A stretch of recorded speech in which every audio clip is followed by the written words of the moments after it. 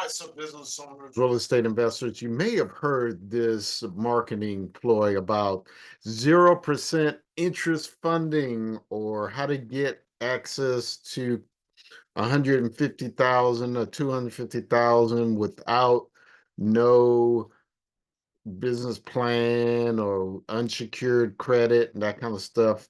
Well, basically what they're talking about is credit stacking. And I'm going to talk about in this video some of the what it is and some of the pros and cons to this. It'll be a really short video. And basic credit card stacking is a financing strategy where business owners and real estate investors will apply for multiple credit cards, and they do it simultaneously to access a large amount of capital instead of just doing it with one single card, right? Now, how it works, so again, that business owner will apply for those multiple cards. And typically, most of the time I've seen it with the help of a third party company or individual that will help them put it together. Because a lot of times it's a certain way that you do it, certain cards that you apply for first and second and that kind of thing. And the credit limits on that, or the credit requirements, forgive me, is typically you want to have a really good or excellent personal credit score, because in these types of programs, especially if you're applying as a startup, which you can in this strategy, you're going to need to have a 680 or better credit score, where it's a requirement to you have to be personal guarantee, even though it's in the business name. And once approved, typically that business owner will pull those credit cards together, and then they'll just draw from it, similar to like pulling from a line of credit to use for business purposes. Obviously, you should use it for business purposes.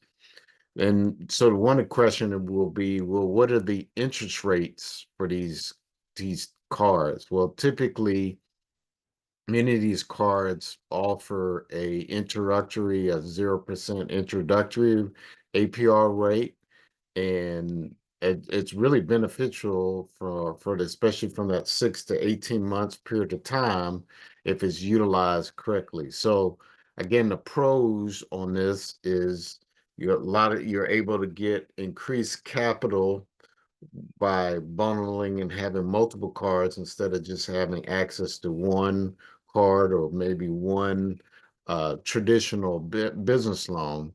And the also because you're getting it through these business credit cards, it doesn't require any collateral. Now, the con to this is, if it's not managed properly, it can lead to really high interest debt, because after that 6 to 18 month period, if you have a balance, you're going to have to pay whatever that published interest rate after that, which will be in the teens if you're lucky, if you're lucky.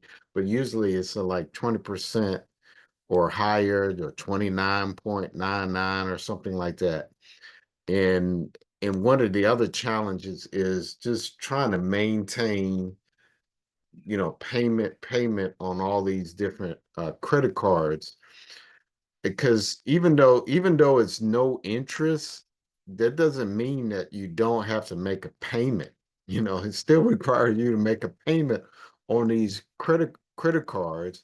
So if I was utilizing the strategy, I would definitely want to make sure that it's really from a short-term nature, that I'm utilize this money to make some money and then pay these off right away. Because credit cards, the purpose of credit cards as well as line of credit is revolving. So typically on a credit card, you're buying something, and it's usually in your everyday, you know, uh, expenses that you currently pay on a monthly basis, and then you just pay that off.